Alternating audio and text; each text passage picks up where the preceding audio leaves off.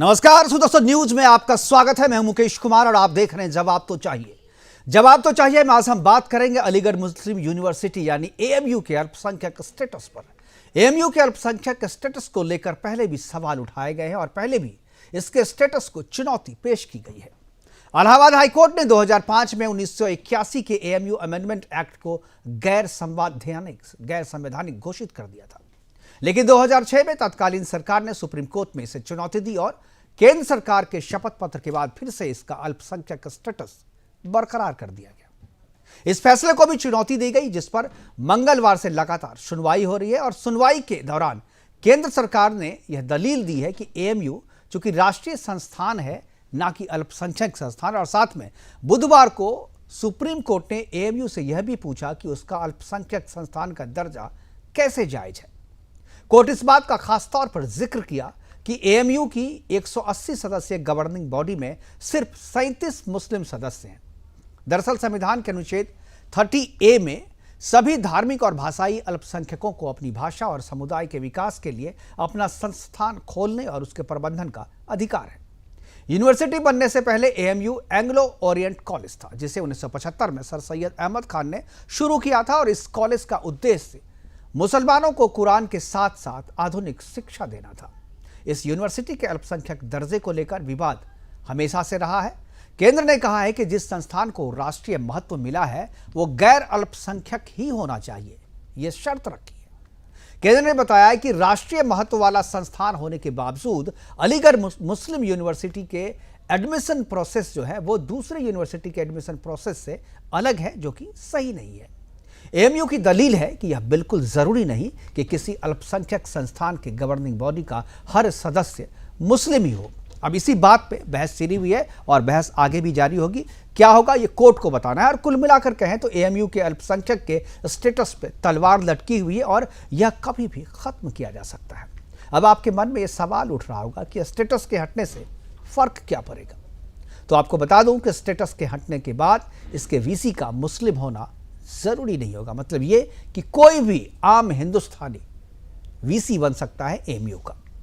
अल्पसंख्यक स्टेटस के कारण सरकार से जो अनुदान की राशि एएमयू को मिलती है वो बंद कर दी जाएगी और यह यूजीसी के नियम से चलेगी। हालांकि यूजीसी भी फंड देती है, लेकिन उसका अपना नियम है, वो अपने नियम के अनुसार जो है वो फंड देती है।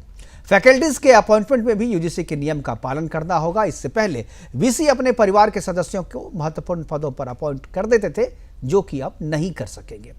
विश्वविद्यालय में सरकार की दखल बढ़ जाएगी कुल मिलाकर, और इसी बात को लेकर एएमयू के जो प्रशासक हैं, एएमयू के जो वीसी हैं, वो इसका विरोध कर रहे हैं कि इसका स्टेटस जो है वो बरकरार रखा जाए। आज अपने प्रोग्राम में हम चर्चा करेंगे कि क्या जिस उद्देश्य से एएमयू की स्थापना की गई थी, क्या वह उद्देश्य पूरा हो रहा है। क्या एएमयू का अल्पसंख्यक स्टेटस गैर संवैधानिक है। क्या अल्पसंख्यक स्टेटस के पीछे एएमयू के मनमानी हो रही है एएमयू में। क्या अल्पसंख्यक स्टेटस हट जाने के बाद बदल जाएगा एएमयू का चरित्र। करेंगे चर्चा, और चर्चा के लिए कुछ मेहमान भी हमारे साथ होंगे, उनसे आपका मैं परिचय करवाऊंगा। लेकिन पहले एक छोटी सी रिपोर्ट देखते हैं। रिपोर्ट के बाद मेहमानों से परिचय करवाएंगे, फिर चर्चा की शुरुआत करेंगे।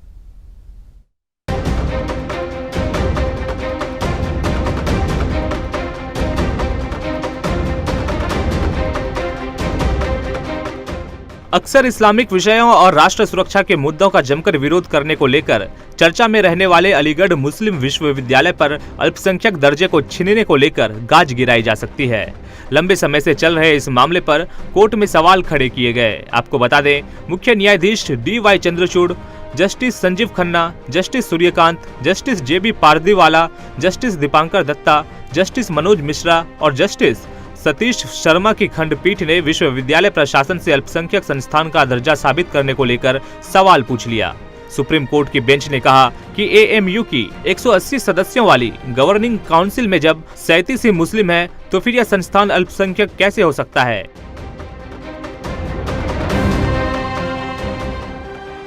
इस संदर्भ में केंद्र ने कोर्ट से कहा कि एएमयू किसी विशेष धर्म या धार्मिक संप्रदाय का विश्वविद्यालय नहीं है और नहीं हो सकता है, क्योंकि कोई भी विश्वविद्यालय जिसे राष्ट्रीय महत्व का संस्थान घोषित किया गया है वह अल्पसंख्यक संस्थान नहीं हो सकता।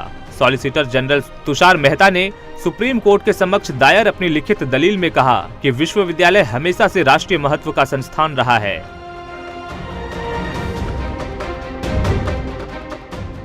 आपको बता दें कि एएमयू के अल्पसंख्यक दर्जे का मुद्दा कई दशकों से कानूनी विवाद में फंसा है। शीर्ष अदालत ने 12 फरवरी 2019 को अलीगढ़ मुस्लिम विश्वविद्यालय के अल्पसंख्यक दर्जे के विवादास्पद मुद्दे को 7 न्यायाधीशों की पीठ को भेज दिया था। 1981 में भी इसी तरह के मामले को संदर्भित किया गया। 1980 में इलाहाबाद कोर्ट ने एएमयू का अजीज पाशे मामले में माइनॉरिटी स्टेटस छीन लिया था, लेकिन तत्कालीन कांग्रेस ने समन पत्र देकर सुप्रीम कोर्ट में इसे चैलेंज किया। तब सुप्रीम कोर्ट ने इसे फिर से बहाल कर दिया। अब एक बार फिर इसके माइनॉरिटी स्टेटस के चुनौती देने वाली याचिका सुप्रीम कोर्ट में दायर की गई और सुप्रीम कोर्ट ने यूनिवर्सिटी पक्ष से जमकर सवाल खड़े किए।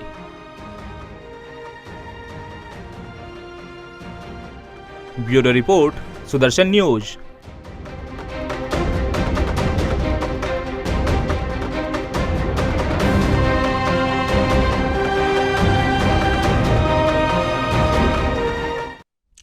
तो एएमयू के स्टेटस पे मोदी की स्ट्राइक हुई है और इनका जो अल्पसंख्यक स्टेटस है उस पर तलवार लटक रही है। कभी भी अल्पसंख्यक स्टेटस जो है एएमयू का वो खत्म हो सकता है। करेंगे चर्चा और चर्चा को आगे बढ़ाने के लिए हमारे साथ 4 मेहमान, उनसे आपका मैं परिचय करा दूं। अश्वनी दुबे जी हमारे साथ है, सुप्रीम कोर्ट के लॉयर हैं, वरिष्ठ लॉयर हैं, इस तरह के मसलों पर बहुत अच्छी समझ रखते हैं, वो हमारे साथ जुड़े हैं। इसके अलावा आसिफ हुसैन साहब मुस्लिम स्कॉलर के तौर पर हमारे साथ हैं और सचिन यादव समाजवादी पार्टी की तरफ से हैं और रोली तिवारी मिश्रा राजनीतिक विशेषज्ञ के तौर पे हमारे साथ हैं। सभी मेहमानों का स्वागत है और चर्चा की शुरुआत, चूंकि ये मामला लीगल है, कानूनी है, तो मैं अश्वनी दुबे जी से करना चाहूँगा। अश्वनी जी, पहले भी चर्चा हुई थी हम लोगों की, जब एएमयू का विवाद होता था तो कई बार चर्चा हुई इस पर।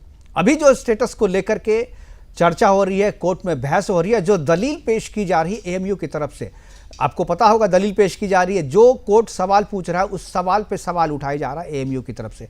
सबसे पहले मैं आपसे जानना चाहूँगा कि यह जो स्टेटस है, क्या आपकी नज़र में ये असंवैधानिक है या संवैधानिक है, और क्या जो सवाल उठाए जा रहे हैं वो जायज़ हैं या नाजायज़ हैं?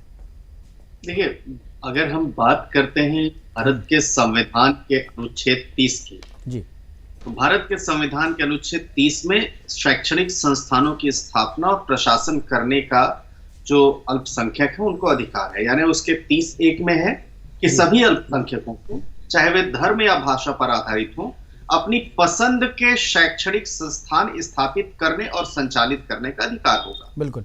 दूसरा, जो अल्पसंख्यकों द्वारा स्थापित और प्रशासित शैक्षणिक संस्थान है वो कोई भी कानून अधिग्रहण करने के लिए बना सकते हैं, लेकिन राज्य यह सुनिश्चित करेगा कि ऐसे कानूनों के तहत निर्धारित राशि ऐसी संपत्ति का अधिग्रहण हो जो गारंटीकृत अधिकार को प्रतिबंधित और निरस्त्रित नहीं है। यानी संविधान में दी गई जो व्यवस्थाएं हैं, subject to the law made by the parliament या स्टेट पॉलिसी, जो 4-5 उसके रडार हैं वो उसमें आते हैं। दूसरा, जब 1877 में 19वीं सदी के जो उस समय सर सैयद अहमद खान थे मुस्लिम सुधारक, उन्होंने अलीगढ़ में मुहम्मदन एंग्लो ओरिएंटल कॉलेज की स्थापना की। इसके माध्यम से जो इस्लामी मूल्य और सिद्धांतों को सावधानी पूर्वक संतुलित संरक्षित करते हुए जो आधुनिक ब्रिटिश शिक्षा थी उसको लोकप्रिय बनाने की बात हुई। अब ये तो 19वीं सदी की बात थी। बिल्कुल। अब 14 सितंबर 1920 को जब एएमओ कॉलेज और मुस्लिम यूनिवर्सिटी एसोसिएशन को जो एक एकल विश्वविद्यालय में शामिल करने के लिए अलीगढ़ मुस्लिम विश्वविद्यालय अधिनियम बना, उसके बाद आजाद हुआ देश। फिर यूजीसी, यूनिवर्सिटी ग्रांट कमीशन। अब यूजीसी अपने जब रेगुलेशंस टीचर्स के अपॉइंटमेंट के लिए, असिस्टेंट प्रोफेसर्स के, एसोसिएट प्रोफेसर्स के, नॉन एकेडमिक स्टाफ के, और ग्रांट देने के क्या क्राइटेरिया होंगे, क्या पैरामीटर्स होंगे, यूजीसी निर्धारित करता है। तो जब देश में एक लॉ आ गया और देश में लॉ आ गया तो जो बाकी, और कॉन्स्टिट्यूशन आ गया, तो कॉन्स्टिट्यूशन से बना हुआ जो कानून है वो जो है उसके ऊपर प्रिवेल करेगा। यानी अब जो खास तौर से अपने इस मूल्यों को लेकर या उनको लेकर के कि ये पर्टिकुलर एक इस्लाम की शिक्षा देगा या इस्लाम सुधार की बात करेगा, वो subject to the interference by the government आ गया। बिल्कुल। अब उसके बाद जब 1951 में विश्वविद्यालय ने मुस्लिम छात्रों को प्रदान की जाने वाली अनिवार्य धार्मिक शिक्षा को समाप्त करने के लिए एएमयू अधिनियम में संशोधन किया, तो उस प्रावधान को हटा दिया जो विश्वविद्यालय के न्यायालय में केवल मुस्लिम प्रतिनिधित्व का अनिवार्य करता था। बाद में जब 1965 में फिर से अमेंडमेंट किया गया तो जो सर्वोच्च शासी निकाय रहा वो भी नहीं रहा और एक निकाय बन गया जिसके सदस्यों को विजिटर यानी भारत के राष्ट्रपति द्वारा नामित किया गया। बिल्कुल। तो जो एडमिनिस्ट्रेशन है, एडमिनिस्ट्रेशन को डेमोक्रेटिक बनाने के लिए विश्वविद्यालय के अन्य निकायों के बीच जो उनकी पावर्स थी उनको डिस्ट्रीब्यूट किया गया। तब मामला आता है एस अजीज बाशा वर्सेस भारत संघ।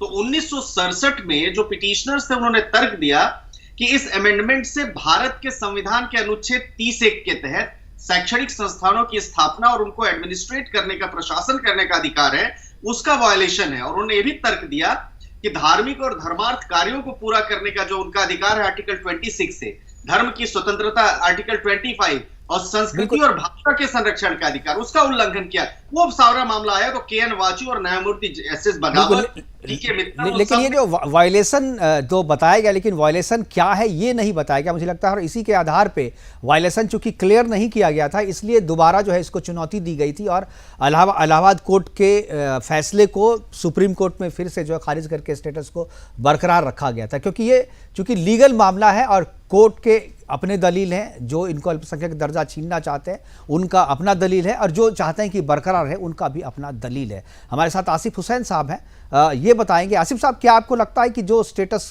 जो अल्पसंख्यक का स्टेटस है, माइनॉरिटी स्टेटस है यूनिवर्सिटी का, एएमयू का, वो हटना चाहिए, या आपको लगता है कि ये नाजायज किया जा रहा है, यूनिवर्सिटी के साथ ज्यादती की जा रही है?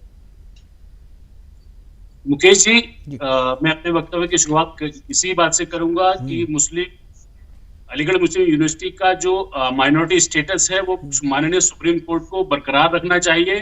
क्योंकि अगर आप देखें तो मुसलमानों की हालत इस वक्त शैक्षिक स्तर पर या फाइनेंशियल स्तर पर जो दलितों से भी खराब है। आज हम ये तो आप वही कह रहे हैं जो कपिल सिब्बल वहां पर तर्क दे रहे हैं। आप अपनी तो बात बताइए, ये तो कपिल सिब्बल तर्क दे रहे हैं जी।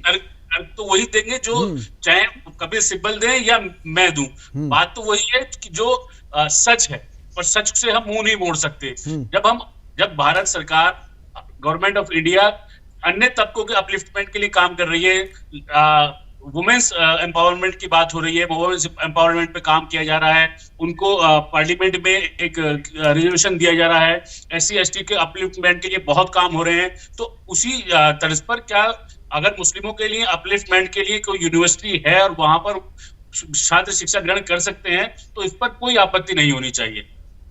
देखिए आसिफ साहब, देखिए इसका जवाब तो मुझे लग रहा है कि रोली शुक्ला दूंगी, लेकिन मैं एक चीज़ मैं पूछूंगा कि भारत का कोई भी संस्थान क्या ऐसा भी है जहां पर मुस्लिमों के लिए कोई बाधा हो, या मुस्लिम को वहां पर डिस्क्रिमिनेशन जो है वो फेस करना पड़ रहा हो? अगर सब इंस्टीट्यूशन में मुस्लिम जा सकता है, अगर इसका राष्ट्रीय दर्जा, ये राष्ट्रीय महत्व का इंस्टीट्यूट बना दिया जाए, अगर अल्पसंख्यक दर्जा इसका हट जाए तो इसमें मुसलमान के प्रवेश पे या मुसलमान की शिक्षा पे कोई रोक थोड़ी लगेगा।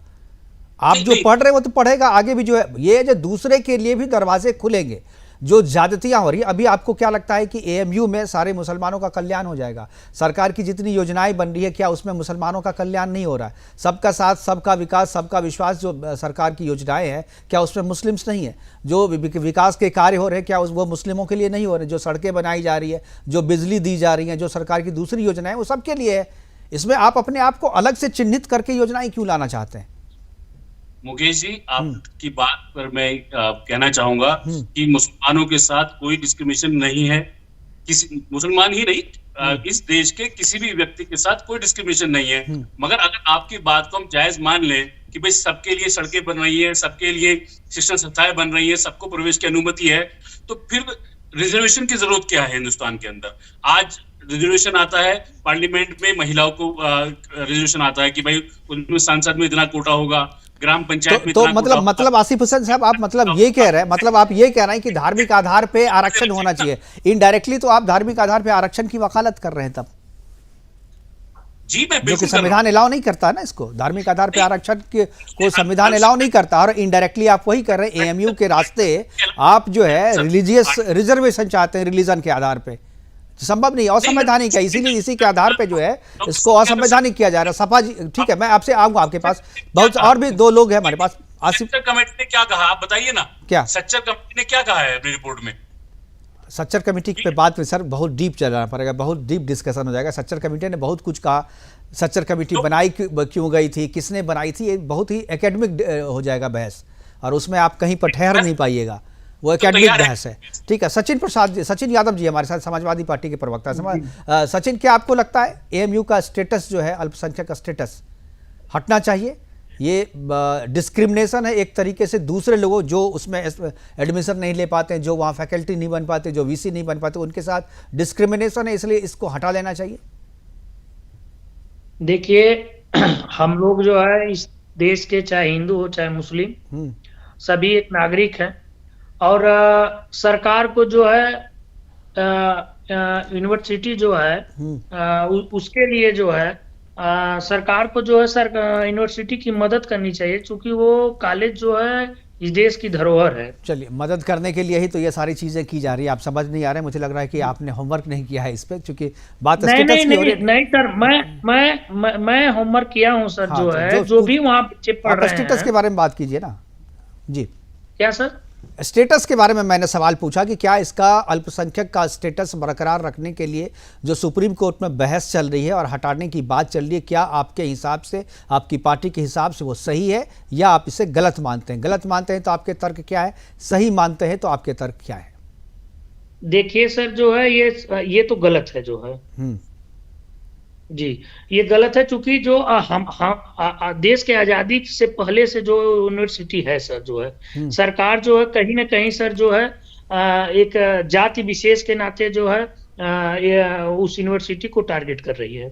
ठीक है, जाति विशेष नहीं, धर्म के आधार पे आप कहना चाह रहे हैं, जाति आपकी भूषण। ठीक है, रोली जी हमारे साथ में, जाति धर्म के आधार पे। ठीक है, समझ गया। आप अपनी पार्टी पॉलिटिक्स आप इसमें घुसेड़ना चाहते हैं, उसी चश्मे से देख रहे हैं आप इसको। डॉक्टर रोली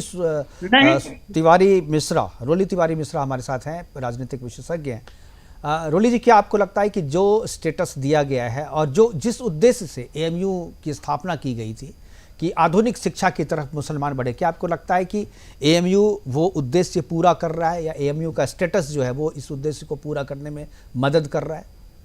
देखिए मुकेश जी, आपने जो प्रारंभ में एक बात कही कि शिक्षा का जो उद्देश्य होता है वो सबका विकास होता है, सर्वांगीण विकास होता है।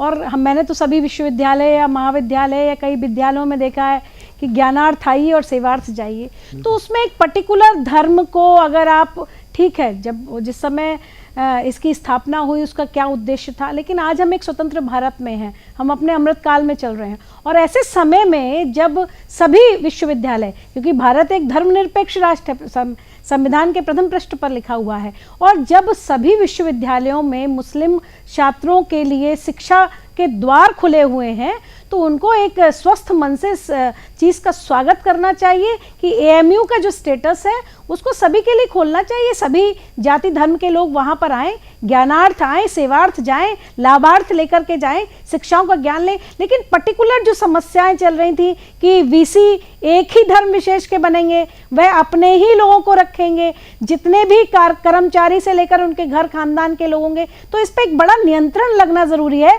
क्योंकि अलीगढ़ मुस्लिम यूनिवर्सिटी विश्व की एक यूनिवर्सिटी है, भारत की एक धरोहर है, भाई ने कहा, तो मैं इस बात से सहमत हूँ। तो क्यों ना ये जो धरोहर है इसमें सभी जाति सभी धर्म के लोगों का स्वागत हो, और ये स्टेटस खाली कि ये अल्पसंख्यक के लिए ही है और बहुत कम मात्रा में बाकी अन्य जाति या धर्म के लोगों को मिलेगा, इसको मुझे लगता है खत्म करके एक स्वच्छ मन से जो यूजीसी की गाइडलाइन है, जो अन्य सभी विश्वविद्यालयों के लिए, उनका स्वागत करना चाहिए। और निर्णय सुप्रीम कोर्ट में पड़ा ही हुआ है। बिल्कुल बिल्कुल सही कहा। मैं अश्विनी जी के पास एक बार वापस जाना चाहूँगा। अश्विनी जी, ये जो पूरा मसला है स्टेटस को लेकर के, ये लीगल मसला है, बहस भी चूंकि कोर्ट में चल रही है, क्या आपको लगता है कि ये जो सारा मसला है ये ले देकर के आर्टिकल 31 जो है ये इसी को के इर्द गिर्द है, और इस आर्टिकल के आधार पे जो रिजर्वेशन अल्पसंख्यकों को धर्म के आधार पे अलग संस्थान खोलना, धार्मिक आधार पे, क्या आपको लगता है कि इसी को हटाना चाहिए? क्योंकि मूल समस्या जो है यहीं से आती है, और केवल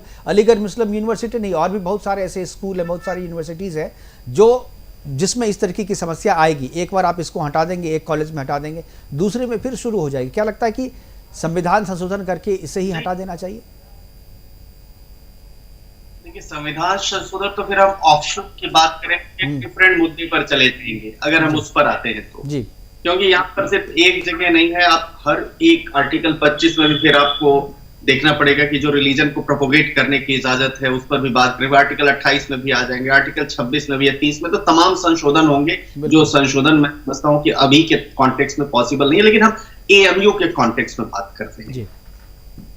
एक राष्ट्रीय विश्वविद्यालय जहां पर यूनिफॉर्मिटी की बात होती हो देश में, कि एक यूनिफॉर्म एजुकेशन पॉलिसी देश में हो, जहां पर नौकरियों में किसी प्रकार का जो है धर्म के आधार पर, जाति के आधार पर, लिंग के आधार पर भेदभाव नहीं किया जाएगा, जहां पर ग्रांट्स देने की बात होती हो तो गवर्नमेंट ऑफ इंडिया और तमाम गवर्नमेंट अथॉरिटीज ग्रांट देती हो, ऐसे समय पर भी अपना एक इनर कॉन्स्टिट्यूशन रखते हुए, अपने उस स्टेटस को बरकरार रखते हुए आप ही डिसाइड करेंगे कि आप क्या पढ़ाएंगे, आप ही डिसाइड करेंगे कि आप कौन पढ़ाएगा, आप ही डिसाइड करेंगे आपका विद्यार्थी कौन होगा, आप ही डिसाइड करेंगे कि यहाँ के निर्णय कैसे लिए जाएंगे, आप ही डिसाइड करेंगे कि भारत सरकार हस्तक्षेप नहीं करे।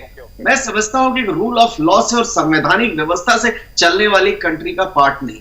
दूसरा, जब 1920 की परिस्थितियां थी जिसमें भारत के गवर्नर जनरल थे वो विश्वविद्यालय के प्रमुख थे, तो अगर हम प्री इंडिपेंडेंस एरा की भी बात करते हैं तो यह भी नहीं था, उस समय का स्टेटस ऐसा था कि सिर्फ वही जो एएमयू के लोग हैं वही के वही लोग थे, और आजाद भारत के बाद जो विजिटर को प्रेसिडेंट को बनाया गया वो भी इस बात की तरफ इंगित करता है कि इसका जो कॉन्स्टिट्यूशन है subject to the government laws है, subject to the orders passed by the government of India and various other universities. दो तरह की यूनिवर्सिटीज है सरकारी, एक तो सेंट्रल यूनिवर्सिटी, एक स्टेट यूनिवर्सिटी। जब सेंट्रल यूनिवर्सिटी की फंडिंग, सेंट्रल यूनिवर्सिटीज का जो कैरेक्टर है उस कैरेक्टर में आप जो है जो तमाम जो एजुकेशन पॉलिसी है वो एजुकेशन पॉलिसी, अपॉइंटमेंट के लिए एकेडमिक एक्सीलेंस के लिए तमाम नियम बने हुए हैं कि किसका जो कौन पीएचडी होगा, कौन नेट क्वालिफाई करेगा। ऐसी परिस्थिति में अगर अपॉइंटमेंट की बात करते हैं, ऐसी परिस्थिति में आप अपने लोगों को आगे लगे, तो मैं समझता हूं कि ये जो 1967 का जो फैसला है उस फैसले के खिलाफ होगा, नंबर एक। नंबर दो, अजीज बाशा केस की जो बात कर रही है वो भले ही एक पर्टिकुलर कम्युनिटी यूनिवर्सिटी खोल लेती है, लेकिन उन डिग्रियों को मान्यता कौन देगी? मान्यता देने का काम तो सरकार का है। तो जब सरकार का काम मान्यता देने का है तो निश्चित तौर पर आपको सरकार के जो दिशा जो नियम है उनकी कसौटी पर भी आपको आगे बढ़ना चाहिए। तीसरी बात, जब देखिए जो एक केंद्रीय अधिनियम के तहत इसकी स्थापना हुई थी उस समय भी पार्लियामेंट 1920 में जो पार्लियामेंट एक्ट बना करके इसे संशोधन किया गया था इसमें। तो उस समय जब एक अधिनियम के तहत उसकी थी और डिग्री की मान्यता जो देने की बात है वो है, और जब उसके जो है प्रेसिडेंट विजिटर हैं, तो 1981 में जब सरकार डैमेज कंट्रोल मोड में आई और उसका संशोधन करके उन्होंने कहा कि यहाँ के मुस्लिम्स द्वारा स्थापित उनकी पसंद का एक शैक्षणिक संस्थान है, और इस तरह जो है ये इनको समझने के लिए तमाम चीजें पहले 2005 में आ जाते हैं। 2005 में मेडिकल पोस्ट ग्रेजुएशन में 50% सीटें मुस्लिमों के लिए आरक्षित करने, तो माइनॉरिटी सेलेक्टिव नहीं हो सकता, then minority has to be and the seat sharing has to be distributed among other minority। Jain भी माइनॉरिटी है, सिख भी माइनॉरिटी है, बहुत सी माइनॉरिटी। बिल्कुल, एक तो ये। दूसरा जो आर्टिकल 30 की बात कर रहे हैं, देखिए आर्टिकल 30 अपनी पसंद के शैक्षणिक संस्थान चलाने की इजाजत देता है, लेकिन वो भी शैक्षणिक संस्थान सर उसको रेगुलेट करने का, उस सरकार के बनेंगे वो भी पास करने का सरकारों के पास अधिकार है। ऐसा नहीं है कि संविधान का या सरकारों का संशोधन नहीं होगा। तो मैं समझता हूं कि ये जो अभी जजमेंट आएगा इसके फार रीचिंग इंपैक्ट होंगे। 1920 की परिस्थितियां अलग थी, 51 की परिस्थितियां अलग हुई, 67 की परिस्थितियां अलग हुई, 81 की परिस्थितियां अलग हुई, 2005 की परिस्थितियां अलग थी, आज की परिस्थितियां अलग हैं। इसलिए मैं समझता हूं कि किसी एक व्यक्ति मतलब आप ही अपॉइंट करेंगे, आप ही अपना एकेडमिक, ये अल्पसंख्यक का स्टेटस नहीं, मुझे लगता है कि ये मुस्लिम स्टेटस है उसका, जिसको हटाने चाहिए। अल्पसंख्यक का स्टेटस हम लोग कहते हैं, लेकिन दरअसल ये स्टेटस जो है ये मुस्लिम स्टेटस है, और इसीलिए जो है विरोध भी है, क्योंकि सारी की सारी चीजें जो है उन्हीं के लिए हो रही, उन्हीं के फेवर में हो रही है। आसिफ साहब, क्या आपको लगता है कि अल्पसंख्यक का स्टेटस की बात हो रही है, लेकिन दरअसल ये स्टेटस मुस्लिम स्टेटस है, क्योंकि 50% आप जो है केवल अपने लिए करते हैं, सारी सुविधाएं केवल मुस्लिमों के लिए, अपॉइंटमेंट सारे मुस्लिमों के लिए, आपने दूसरे अल्पसंख्यकों के लिए तो कुछ छोड़ा ही नहीं वहां पे, तो फिर आप वकालत क्यों कर रहे हैं इसकी? और भारत शायद आपको बस अपडेट होने की जरूरत है। जी बताएं, अपडेट कर दीजिए मुझे। अलीगढ़ मुस्लिम यूनिवर्सिटी में एक बीटेक में 70% जो छात्र हैं वो नॉन मुस्लिम समुदाय से ही आते हैं। दूसरा वहां के मैनेजमेंट छात्र की बात नहीं कर रहा हूँ, मैनेजमेंट की बात कर रहा हूँ। मेरी बात सुनिए जी। देखिए बीएचयू यूनिवर्सिटी में भी एससी और एसटी के लिए एक कोटा फिक्स है।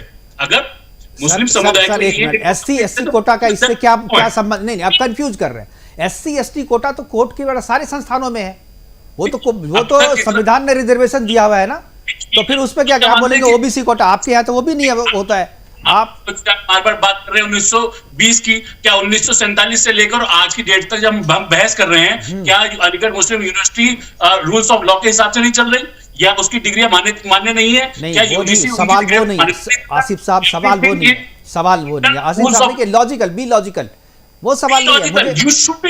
Yes, we are logical, that is why we are raising this questions.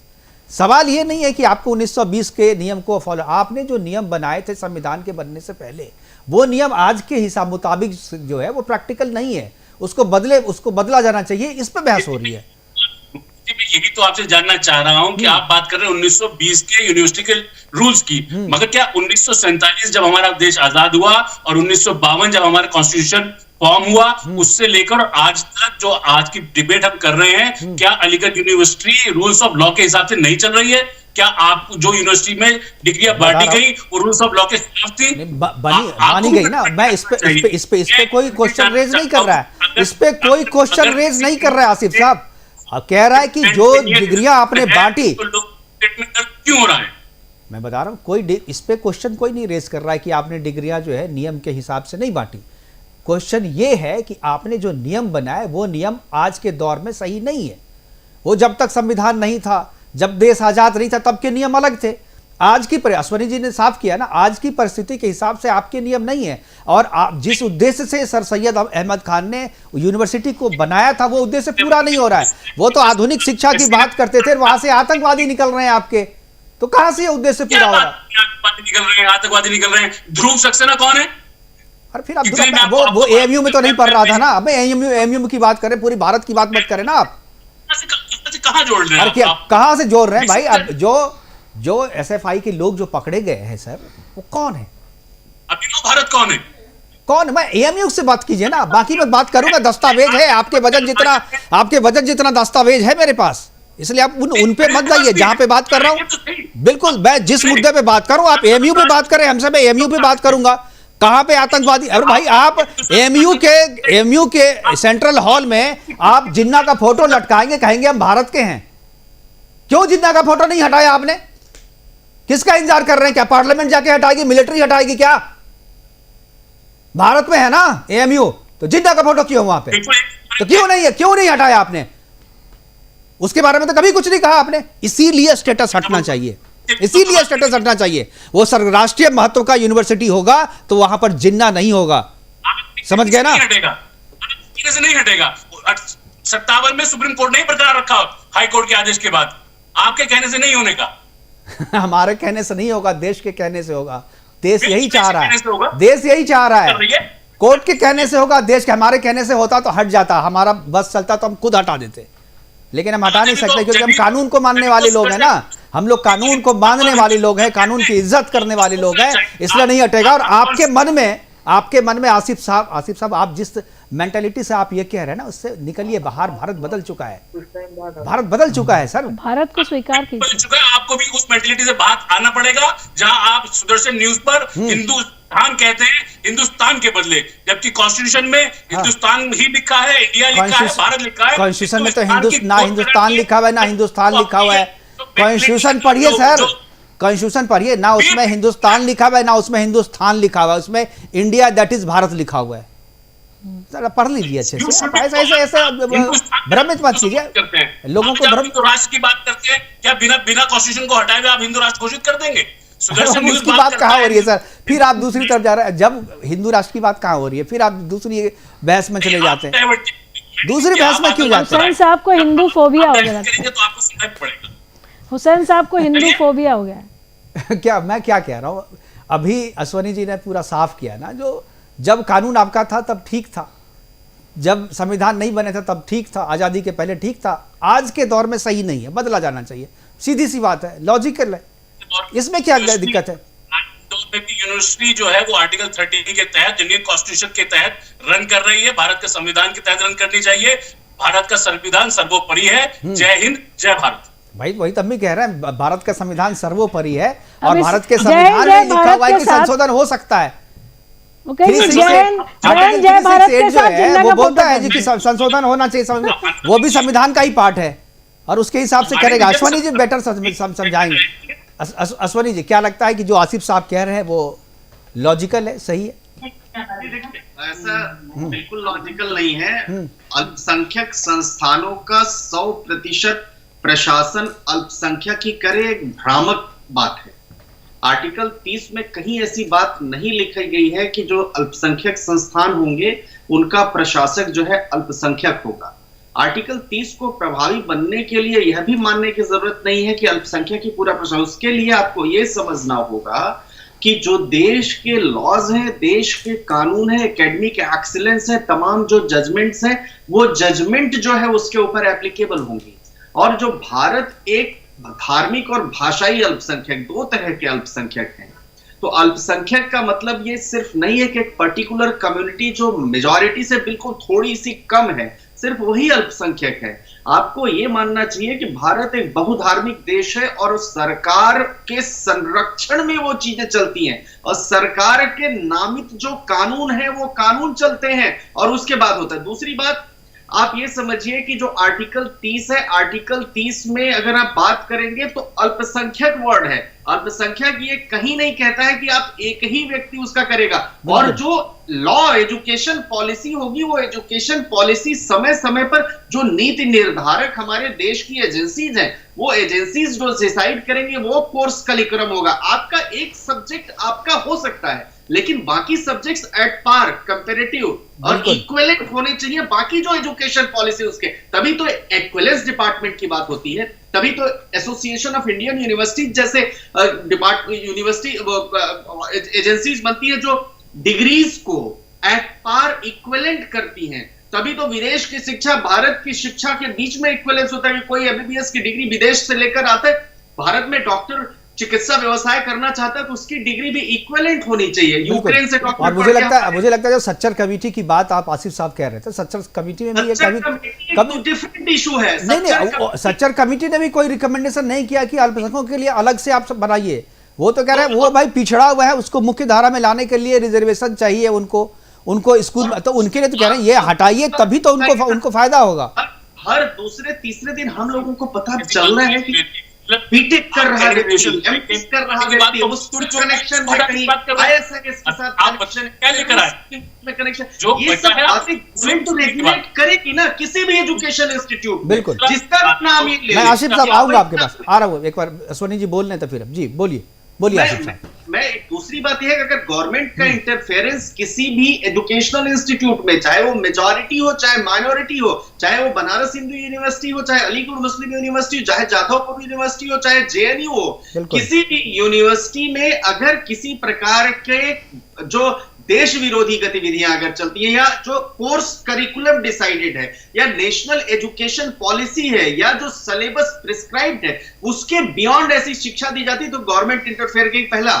दूसरा, हर रोज देखिए मुकेश जी वहां से ऐसे न्यूज आती है, वहां नहीं और भी यूनिवर्सिटी से जिनका नाम आप ले रहे थे, ये भोपाल वाली जो बात कह रहे थे ध्रुव सक्सेना, पुलिस ने अरेस्ट किया। तो जो बाकी एमटेक बीटेक कर रहे लोग, पढ़े लोग, आप समझिए वो टेररिस्ट एक्टिविटीज में पाए जाते, टेररिस्ट एक्टिविटी सपोर्ट करते हैं। आप ये देखिए दिल्ली रॉयट्स केस में भी जो अभी जिसको एक्टिविस्ट बना करके उमर खालिद, बिल्कुल सारे आतंकवादी तो पढ़े लिखे ही हैं। जो ट्विन टावर को उड़ाया था वो पायलट थे, उसामा बिन लादेन इंजीनियर था, अफजल गुरु प्रोफेसर था, तो सब तो पढ़े लिखे हैं, लेकिन अपने दिमाग का इस्तेमाल किधर कर रहे हैं आप?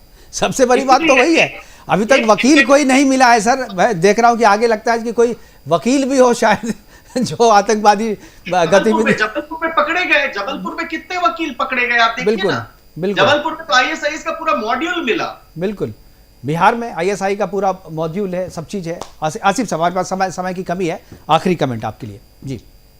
देखिए, मैं अधिवक्ता साहब जो है वो मुझसे ज्यादा कानून जानते हैं, मैं कानून की शायद उतनी समझ नहीं रखता हूँ जितनी अश्वनी दुबे जी रखते हैं। मगर जब आप बात कर रहे हैं माइनॉरिटी स्टेटस की, तो आपको ये भी मालूम होना चाहिए कि माइनॉरिटी स्टेटस जो है मोर देन 60% वो जैन समाज के द्वारा रन किए जाते हैं, क्या उन पर भी सवाल होगा? मेरा अंतिम कमेंट ये है कि जो माइनॉरिटी स्टेटस मुस्लिम यूनिवर्सिटी का है उसे मैं सुप्रीम कोर्ट से आशा करूंगा और ये उम्मीद करता हूं कि उसे बरकरार रखा जाएगा। ठीक है, रोली जी। Mukesh ji, education doesn't mean to teach people to know what they don't know. Education means to teach them to behave as they don't behave. तो the basic question is, जो एक मूल का प्रश्न है, वो प्रश्न ये है कि क्या वास्तविक तौर पर वहाँ शिक्षण ही हो रहा है, शिक्षा ही हो रही है? जो आपने एक प्रश्न उठाया था वो बहुत ही ज्वलंत प्रश्न है कि वहाँ से आतंकवाद भी निकलता है, वहाँ आज भी जिन्ना की तस्वीर टांगी जाती है जब हम आज़ादी का अमृत महोत्सव मना रहे हैं, वहाँ आज भी ऐसे आंदोलन होते हैं, और जब भारत और देश के प्रधानमंत्री ये कहते हैं कि हम इजराइल के साथ खड़े हैं तो वहाँ के लोग फिलिस्तीन के पक्ष में रैली निकालते हैं। मैं तो वहीं उसी क्षेत्र से आती हूँ, तो मैं देखती हूँ कि आए दिन कोई ना कोई ऐसी गतिविधियां वहां पर होती हैं जो संपूर्ण देश की शांति के लिए खतरा हो सकती हैं, ये राष्ट्र के लिए खतरा हो सकती हैं, राष्ट्र की सुरक्षा के लिए खतरा हो सकती है। आसिफ भाई, आपने जय हिंद जय भारत किस हृदय से बोला मुझे नहीं पता, लेकिन आपने ये नहीं बोला कि जिन्ना की फोटो फाड़ के फेंक देनी चाहिए उस यूनिवर्सिटी से। आज जिन्ना का, जिसने इस देश का बंटवारा कराया, जिन्ना का क्या स्थान है कि वो एएमयू में रहे, लेकिन आपने जय हिंद जय भारत कितने हृदय से बोला मुझे नहीं पता, लेकिन आप ये बोल के जाइए, अंतिम कमेंट करके जाइए कि जिन्ना की फोटो आप हटाएंगे, और नहीं तो आपको स्वयं जाकर के हटाइए। ये देश का एक संदेश जाता है, जो भारतीय जो मुस्लिम है, भारतीय मुस्लिम हैं, उनको जिन्ना से कोई लेना देना नहीं होना चाहिए। और दूसरी चीज, आतंकवादी गतिविधियों में कोई भी हो, सबसे बड़ा नाम अगर कहीं आता है तो कई बार एएमयू का आता है, जो एक बहुत ही संवेदनशील विषय है, सुरक्षा का विषय है, राष्ट्र की सुरक्षा का विषय है, देश की सुरक्षा का विषय है। आप इससे बच नहीं सकते हुसैन साहब। वाइंड अप करना है रोली जी, प्रोग्राम को वाइंड अप भी करना है। हमारे साथ सपा के प्रवक्ता भी बैठे हुए यादव जी, एक बार आप भी आखिरी कमेंट आप बता दें, सचिन यादव। देखिए, किसी एक व्यक्ति विशेष के नाते किसी जाति या धर्म को हम लोग गलत नहीं ठहरा सकते। इसी देश के लिए जो है, इसी देश में, इसी भारत में अब्दुल कलाम साहब पैदा हुए, जो है पीर अब्दुल हमीद पैदा हुए, जिन्होंने देश के लिए समर्पित रहे। जो है किसी एक व्यक्ति के लिए हम कोई कुछ कह नहीं रहा है सर, गलत ठहरा सकते। ठीक है। अश्वनी जी आखिरी कमेंट। देखिए, मैं सिंपल सा ये कहना चाहूंगा कि देश में आज एक यूनिफॉर्म एजुकेशन की जरूरत है, और यूनिफॉर्म एजुकेशन में कोर्स करिकुलम इक्विवेलेंट होना चाहिए, और भारत सरकार या उनका नामित व्यक्ति प्रतिनिधित्व करे। यही आज देश में रूल ऑफ लॉ यही है। आजादी से पहले और आजादी के बाद के संदर्भ में आज अंतर है, और इसीलिए कोर्ट्स भी यही बात कहती है कि माइनॉरिटी एजुकेशनल इंस्टीट्यूट का मतलब यह नहीं है कि माइनॉरिटीज ही चलाएंगे, गवर्नमेंट के लोग भी चला सकते हैं, और एक सब्जेक्ट होता है, बाकी कोर्स इक्विवेलेंट होता है। और मैं समझता हूं एडमिनिस्ट्रेशन देश की बेहतरी के लिए जरूरी है, इसलिए आसिफ भाई जैसे लोग भी इस बात को माने कि आपको विकास की, प्रोग्रेस की, एजुकेशन की मुख्य धारा के साथ चलना पड़ेगा और कंडेम्ड करना पड़ेगा ऐसी एक्टिविटीज को। आज आप 21वीं सदी के भारत में आप माइनॉरिटी करके नहीं चल सकते। 21वीं सदी के भारत में आपको हेल्दी डिस्कशन करना पड़ेगा, और वो हेल्दी डिस्कशन तभी होगा जब ऐसे इंस्टीट्यूट्स जो सिर्फ और एक पर्टिकुलर कम्युनिटी को, पर्टिकुलर रिलीजन को बढ़ावा देने के लिए मिले, वो बंद होंगे, और एकेडमिक एक्सीलेंस की एजुकेशन की रहेगी। बिल्कुल। हमारे साथ जुड़ने के लिए सुनील जी आपका, आसिफ साहब आपका, रोली जी आपका, और सचिन जी आपका बहुत बहुत धन्यवाद। आप जुड़े अपनी अपनी बातें